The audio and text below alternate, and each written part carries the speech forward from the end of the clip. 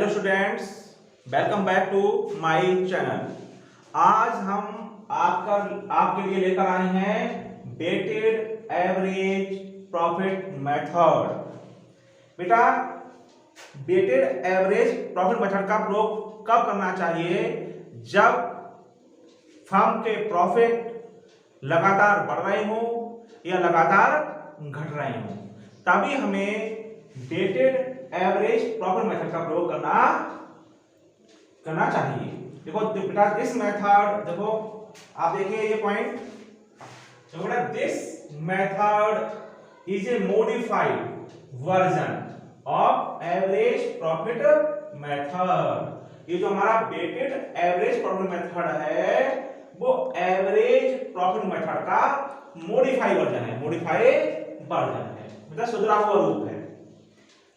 देखिए फॉर्मूला देखिए बेटा, weighted average profit is equal to total of products of profits upon total of weights, clear? तो goodwill निकालने का फॉर्मूला देखिए बेटा, गुडविल निकालने का formula weighted average profit into number of years of purchase. Clear? समझ में आ गया आप लोगों को? अब जरा क्वेश्चन पे बेटा देखिए, क्वेश्चन देखिए आप लोग। क्वेश्चन पहले समझिए ध्यान से बेटा, मैं क्वेश्चन समझाऊंगा, पहले आपको ध्यान से देखना क्वेश्चन को। क्या लिखा है? एग्जांपल लेकर आया हूं मैं वेटेड एवरेज प्रॉफिट मेथड का। इट वाज, मैं बहुत सिंपल तरीके से समझाऊंगा आपको, और आप पूरी वीडियो देखना बेटा, पूरी वीडियो देखेंगे तभी आपकी प्रॉब्लम सॉल्व होगी। ठीक है बेटा, ध्यान देखना बेटा। इट वाज एग्रीड, देखो बेटा, it was agreed to calculate the value of goodwill of a firm at 3 years purchase, जो हमारे को नंबर ऑफ इयर्स परचेज लगाएंगे वो ये है, at 3 years purchase of the weighted average profit। कौन सा मेथड लगा रहे हैं? जो weighted average profits of the past 4 years, वो past 4 years जो हमें रूल लगाना है weighted average profit, उसके लिए जो प्रॉफिट लेंगे हम पास्ट 4 इयर्स के लेंगे, मतलब पिछले 4 वर्षों के लेंगे। तो दोबारा पढ़िए, it was agreed to calculate the value of goodwill of a firm at 3 years purchase of the weighted average profits of the past 4 years. जो प्रॉफिट हमें लेने हैं पास्ट 4 इयर्स के लेने हैं। The appropriate weights to be used to each year ended on 31st March are, देखिए बेटा जो वेट दे रखे हैं वो दे रखे हैं 12 के लिए, 2012 के लिए हमें वेट लेना है 1, ये वेट लिखा है। 13 के लिए कितना लेना है 2, 14 के लिए 3, 15 के लिए 4। Clear? The profit for these years ended on 31st March are, कितने बेटा 31 मार्च के लिए हमारा एंडेड हो रहा है। तो बेटा ये 12 के लिए कितना है बेटा 20,200, 2013 के लिए है 24,800, और 2014 के लिए 20,000 एंड 2015 के लिए 30,000। ये प्रॉफिट दे रखे हैं बेटा हमारा। और हमारा यहाँ पर कौन सा वर्ष है? देखो बेटा 31 मार्च। तो बेटा वर्ष दो प्रकार के होते हैं, जो हमारे अकाउंटिंग ईयर्स होते हैं वो 2 टाइप्स के होते हैं। एक हमारा होता है कैलेंडर वर्ष और एक होता है बेटा हमारा फाइनेंशियल ईयर्स। कैलेंडर वर्ष 1 जनवरी को प्रारंभ होता है और 31 दिसंबर को एंड होता है, और जो हमारा बेटा फाइनेंशियल ईयर होता है वो 1 अप्रैल को प्रारंभ होता है और अगले वर्ष 31 मार्च को एंड होता है। क्लियर? तो यहाँ पर बेटा जो ये कब ईयर एंड हो रहा है बेटा 31 मार्च को एंड हो रहा है, तो ये हमारा वर्ष कहलाएगा बेटा, अकाउंटिंग ईयर कहलाएगा फाइनेंशियल ईयर। क्लियर? तो इसे कैसे बोलेंगे हम? इसे बोलेंगे 2011 12, 12 13, 13 14, 14 15। Clear? On scrutiny of the accounts, the following matters are revalued। ठीक है? revalued on फर्स्ट, देखिए ध्यान से देखिए बेटा, इसको ध्यान से पढ़ना है फर्स्ट पॉइंट से। On 1st December 2013, a major repairs was made in respect of the plant incurring rupees 6,000, which amount was charged to revenue. इस पॉइंट को पहले ध्यान देखिएगा बेटा, इसी पॉइंट को आपको ध्यान समझना है। On 1st December 2013, a major repairs बताइए, मेजर रिपेयर क्या है? तो major repairs is a capital expenses. क्या है बेटा हमारा? मेजर रिपेयर्स इज ए क्या है? कैपिटल एक्सपेंसेस है। तो बेटा मेजर तो एंट्री क्या बनी चाहिए? किसकी है? Was made in respect of plant. अगर प्लांट की मेजर रिपेयर्स है तो एंट्री क्या बनी चाहिए? करेक्ट एंट्री बनी चाहिए प्लांट अकाउंट डेबिट। क्या चाहिए? Plant account debit to cash account, क्या बनी चाहिए बताओ? प्लांट अकाउंट डेबिट, ये करेक्ट एंट्री है। क्या है ये हमारी करेक्ट एंट्री है। क्या है ये? करेक्ट एंट्री है हमारी। क्यों करेक्ट एंट्री है? क्योंकि जो मेजर रिपेयर्स होता है बेटा, major repairs of plant is called capital expenditure. तो उसे हम प्लांट अकाउंट के नाम से डेबिट करेंगे, plant account debit to cash account. अब देखिए क्या बोला इन्होंने? Incurring rupees 6,000 which amount was charge to revenue. हमने उसे रेवेन्यू चार्ज कर लिया। रेवेन्यू चार्ज का मतलब है हमने एंट्री बना दी repairs account debit to cash account. ये हो गया हमारा रॉन्ग। क्या हो गया? ये हमारा हो गया रॉन्ग एंट्री। क्या हो गया बेटा? Wrong entry. ध्यान देखते यार बेटा, करेक्ट एंट्री ये है और रॉन्ग एंट्री ये है। तो बताइए हमने ये किया और करना है हमें ये। तो बताइए रिपेयर्स को हमने माना रेवेन्यू एक्सपेंसेस। जब बेटा जब कैपिटल एक्सपेंसेस को हम रेवेन्यू एक्सपेंसेस मान लेते हैं तो हमारा नेट प्रॉफिट जो होता है बेटा वो डिक्रीज हो जाता है। क्या होता है? डिक्रीज हो जाता है। तो क्या करेंगे? इस 6,000 को जो हमने रेवेन्यू माना है, उसे माना है कैपिटल। तो 6,000 को हम नेट प्रॉफिट में ऐड कर देंगे। तो हमारा नेट प्रॉफिट डिक्रीज हो गया होगा। तो 6,000 क्या करेंगे बेटा? जो हमारा 13 और 14 का जो प्रॉफिट होगा ये वाला, तो 31 दिसंबर लिखा है, उसे अकाउंट क्लोज होगा 13 और 14 होगा, तो ये बस होगा। इसमें कितने रुपए जो हम ऐड कर देंगे? 6,000 ऐड कर देंगे। ठीक है बेटा? तो बेटा आपको पता होना चाहिए, ये सही कर लिया हमने। अब ये क्या है? Capital expenses. और कैपिटल एक्सपेंसेस में क्या होता है? डेब्ट चार्ज होता है। देखो लिखा भी है उन्होंने, देखो the paid sum is agreed to be capitalized, देखो लिखा है of goodwill, calculation subject to adjustment of depreciation of 10% per annum on reducing balance method. कौन सा मेथड है? Reducing balance method. इसे डिमिनिशिंग मेथड भी बोलते हैं। डेब्ट लगाएंगे तो कौन से मेथड से लगाएंगे? डिमिनिशिंग मेथड से, मतलब रिड्यूसिंग बैलेंस मेथड, मतलब क्रमांक से पद्धति। क्लियर? तो हम डेब्ट लगाना पड़ेगा, क्योंकि बेटा रेवेन्यू एक्सपेंसेस का भी डेब्ट नहीं लगता है, कैपिटल एक्सपेंसेस पे ही डेब्ट लगाया जाता है। तो समझ में आ गया आप लोगों को? 6,000 क्या करेंगे? 6,000 रुपए से हमारा नेट प्रॉफिट बढ़ जाएगा और बेटा फिर डेब्ट चार्ज करेंगे, डेब्ट हम प्रॉफिट में से माइनस कर देंगे। क्लियर?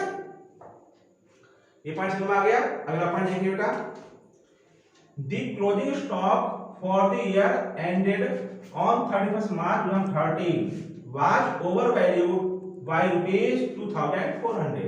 किस वर्ष का प्रॉफिट बोल रहा है बेटा? 30 मार्च 2013।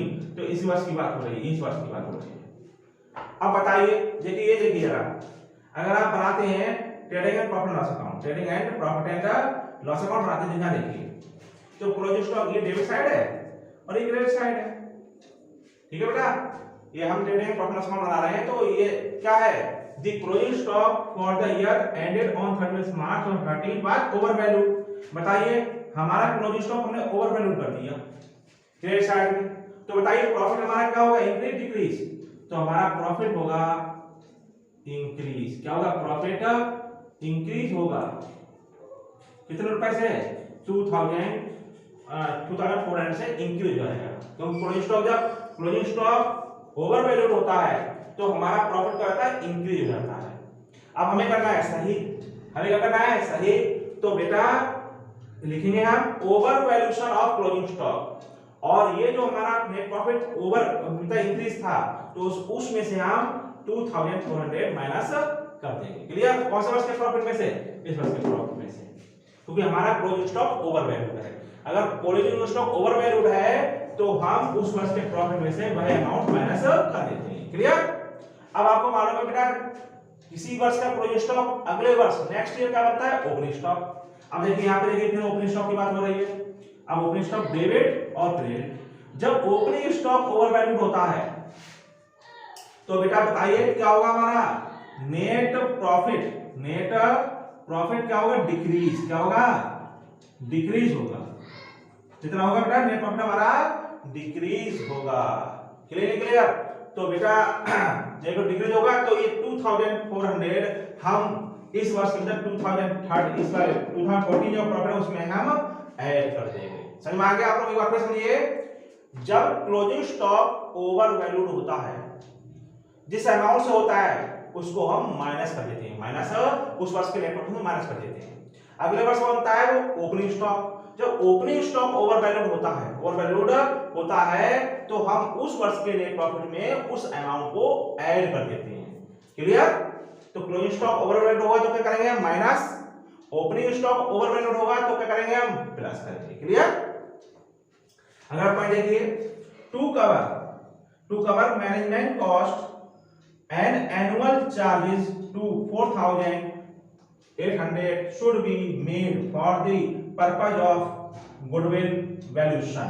बेटा ये हमें कवर करना है, कवर नहीं किया था बेटा, एक्सपेंसेस इंक्रीज हो रहा है, एक्सपेंसेस इंक्रीज करना है तो बेटा to cover management cost and annual charges, तो ये बेटा 4800 हर वर्ष के प्रॉफिट में से हम माइनस करेंगे।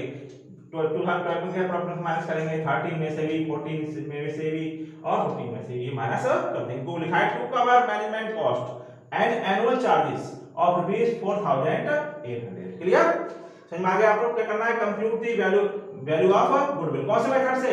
Bye weighted average profit method. उम्मीद करते हैं आपको बेटा क्वेश्चन समझ में आया होगा। ठीक है बेटा, अगर कोई प्रॉब्लम है तो हमें कमेंट करें। ठीक है बेटा, और वीडियो को पूरी जरूर देखें बेटा। अब मैं इसका सॉल्यूशन कराता हूं, मैं हल कराता हूं। ठीक है बेटा, ध्यान देखिएगा आप लोग। सबसे पहले हम लिखेंगे बेटा, निकालेंगे कैलकुलेशन ऑफ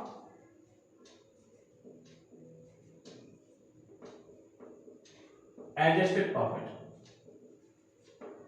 क्यों निकालेंगे बेटा एडजस्टेड प्रॉफिट? क्योंकि हमारे ये प्रॉफिट जो दिए हुए हैं वो बेटा सही नहीं, तो पहले हम निकालेंगे एडजस्टेड प्रॉफिट। आप लोग गौर करना बेटा, फिर एक बार रिवीजन हो जाएगा आपका। कितने वर्ष है? 1 2 3 4 इयर्स है बेटा। देखिए 1 2 3 एंड 4 बेटा। ये फाइनेंशियल ईयर तो इसे स्टार्ट करेगा बेटा। ये एंड कब हो रहा है? 31 मार्च को। तो ये बेटा 31 मार्च 12 है, तो इसका ओपनिंग कब हो तो इसे लिखना चाहिए बेटा 2011 एंड 12। इसका मतलब है ये जो स्टार्ट होगा वो 1 अप्रैल 2011 से प्रारंभ होगा और 31 मार्च 2012 को इसका एंड होगा। क्लियर? अगला वर्ष देखिए 30 लिखा है तो कैसे स्टार्ट करेंगे? 2012 एंड 30। क्लियर? तो ये 30 रिवर्स कराएगा क्यों एंड है तो 2013 एंड 14 एंड 15। क्या लिखेंगे हम बेटा? पार्टिकुलर्स। क्लियर्स? अब देखिए यहां से बेटा, अब यहां पे प्रॉफिट लिखिए, प्रॉफिट लिखिए, प्रॉफिट देखिए बेटा, प्रॉफिट कितना है देखिए,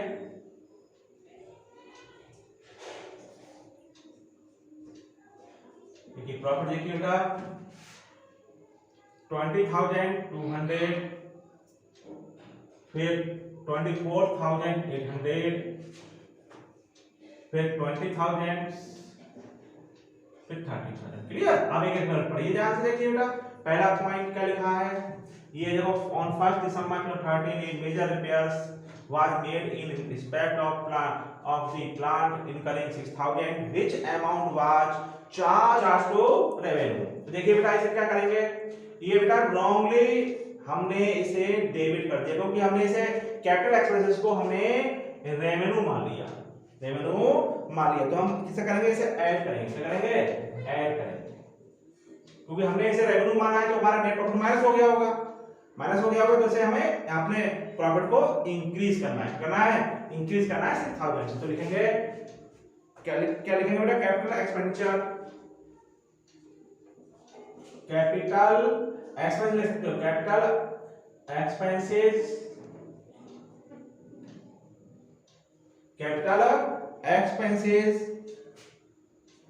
charge to revenue. Clear, capital expensive जो था उसे हमने क्या मान लिया, रेवेन्यू मान लिया। तो रेवेन्यू मान लिया तो हमारा क्या होगा, इसी तो एक्सपेंस इंक्रीज किया हमने, जब एक्सपेंस इंक्रीज किया तो नेट प्रॉफिट हमारा क्या होगा, डिक्रीज। इसलिए हमें नेट प्रॉफिट को क्या करना पड़ेगा, सही, तो हम उसे अपने नेट प्रॉफिट को इंक्रीज कर देंगे।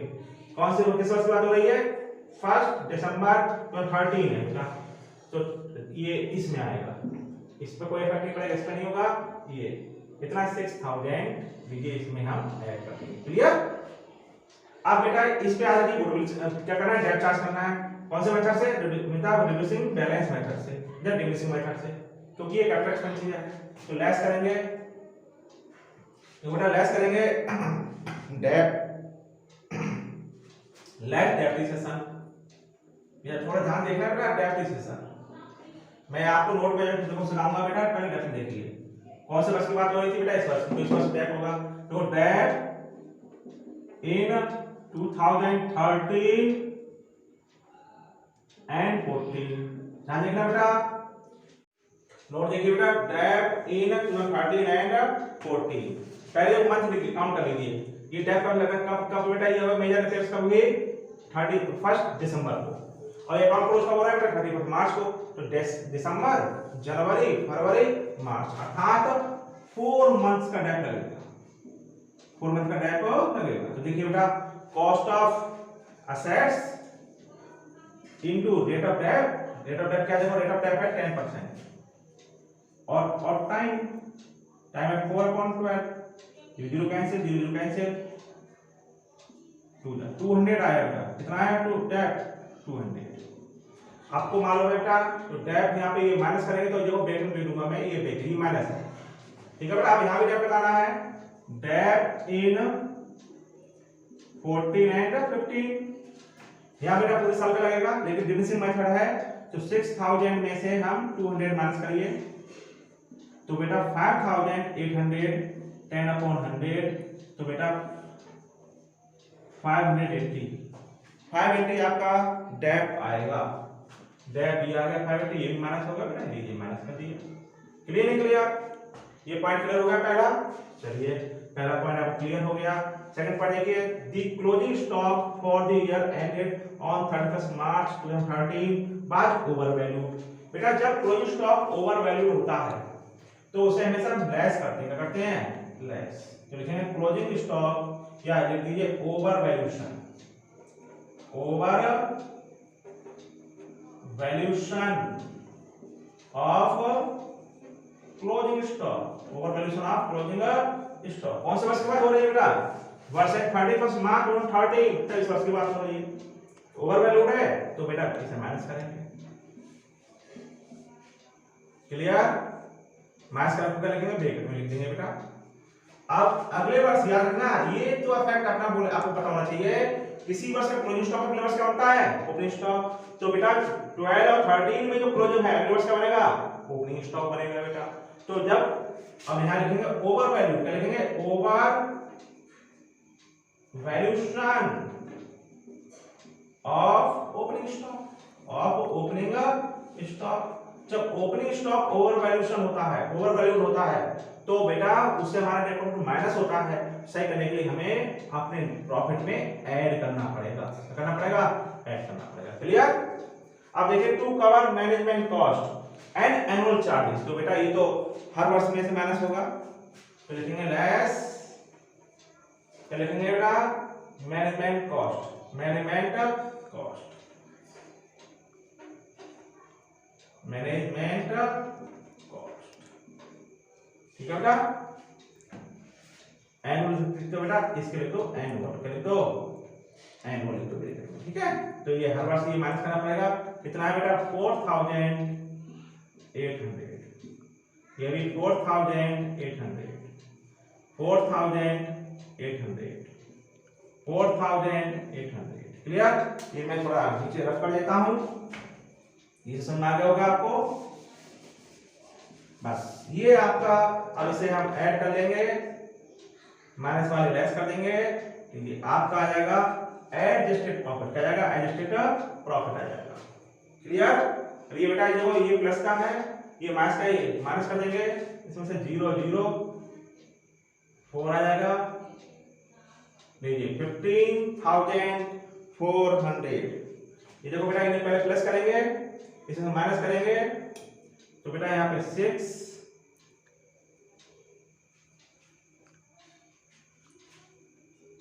पहले इनको प्लस करेंगे, पहले दोनों को प्लस करेंगे, क्योंकि माइनस माइनस के प्लस कर लेंगे, प्लस करने के बाद इसमें से माइनस कर देंगे, ठीक है। तो आ जाएगा 7600। देखो बेटा ये माइनस का, ये माइनस ऐड करिए, ये हो गया 5000, क्या हो गया 5000, ये माइनस कर दीजिए, तो 1 ये आ गया 23400 आएगा, क्लियर। अब देखिए बेटा इसमें ये माइनस करेंगे, ये प्लस कर लो, इसमें से माइनस कर दीजिए, तो आपका जो आंसर आएगा वो आएगा 24620। ये क्या निकला बेटा, आपका निकला एडजस्टेड प्रॉफिट, क्या निकला एडजस्टेड प्रॉफिट, क्लियर। अब हम निकालेंगे हम डेटेड एवरेज प्रॉफिट, क्या निकालेंगे डेटेड एवरेज प्रॉफिट, क्लियर। चल देखिए ध्यान से आप लोग, इसे रख कर देता हूं मैं, और लिखेंगे बेटा कैलकुलेशन ऑफ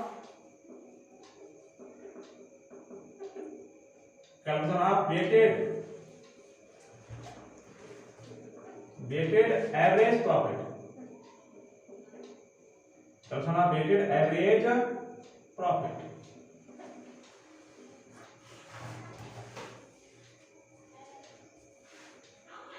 यहां पे लिखेंगे बेटा ईयर, यहाँ पे एडजस्टेड प्रॉफिट लिख देंगे, यहाँ पे वेट, यहाँ पे हो जाएगा प्रोडक्ट, हो जाएगा प्रोडक्ट हो जाएगा।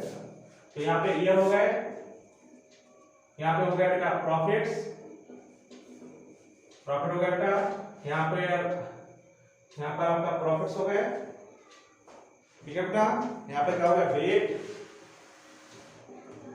वेट्स हो गए बेटा, मैं शॉर्टकट डालूंगा, डब्ल्यू बोल सकते हैं, और प्रॉफिट को बोल सकते हैं एक्स, क्या बोल सकते हैं एफ बोल सकते हैं, देखा, ठीक है बेटा। यहाँ पर आपको जो करना है वो एडजस्टेड प्रॉफिट ऐड करना है, एडजस्टेड प्रॉफिट लिखना है, एडजस्टेड प्रॉफिट, ठीक है। और यहाँ पर बेटा क्या जाएगा प्रोडक्ट आ जाएगा, ठीक है बेटा, प्रोडक्ट हो जाएगा। यहाँ पे जैसे बोल सकते हैं एक्स, देखो बेटा x into W, x into W, इसकी मल्टीप्लाई हो जाएगी। अब ये देखो बेटा 2011 और 12 और 13 and 14 and 15 हो गए बेटा, देखिए ये ईयर आ गए।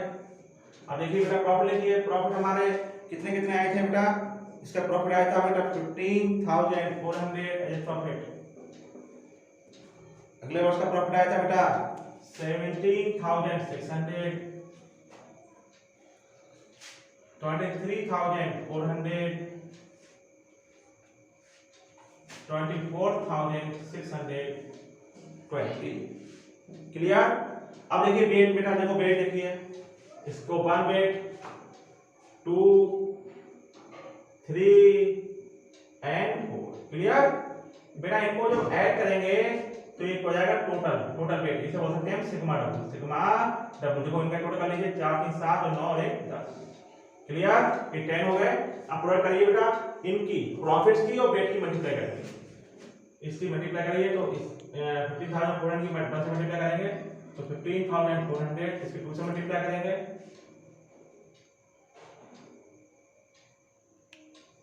35200, इसकी मल्टीप्लाई करेंगे तो बेटा 23400 into 3 into 3 तो 70,200 आएगा।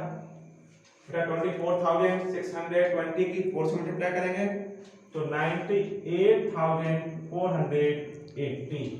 क्लियर। अब इसका हम टोटल करेंगे, इसे बोल सकते हैं हम सिग्मा एक्स डब्ल्यू। टोटल कर लीजिए,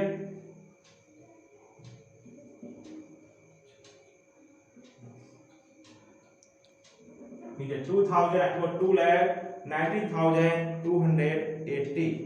अब देखिए बेटा वेटेड एवरेज प्रॉफिट फॉर्मूला हो जाएगा बेटा, देखो शॉर्ट बोल सकते हैं हम sigma x W upon sigma W, अर्थात बोल सकते हैं total of product of profits upon total of weight.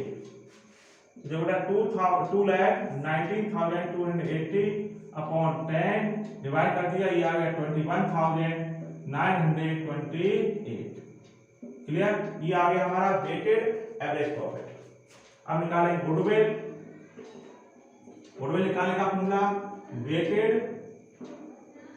Average profit into number of years of purchase. Clear बेटा। अब देखिए बेटा वेटेड एवरेज प्रॉफिट कितना है 21,928 into number of years purchase. देखिए कितने हैं एट 3, देखो 3 है, एट 3 इयर्स परचेज। 3 से मल्टीप्लाई करिए, आपका आंसर आएगा बेटा 3 से मल्टीप्लाई करने के बाद आपका आंसर आएगा 65,784। क्लियर बेटा। आपको ये क्वेश्चन क्लियर हुआ होगा, ठीक है बेटा। आप कमेंट करके जरूर बताइए। Thank you.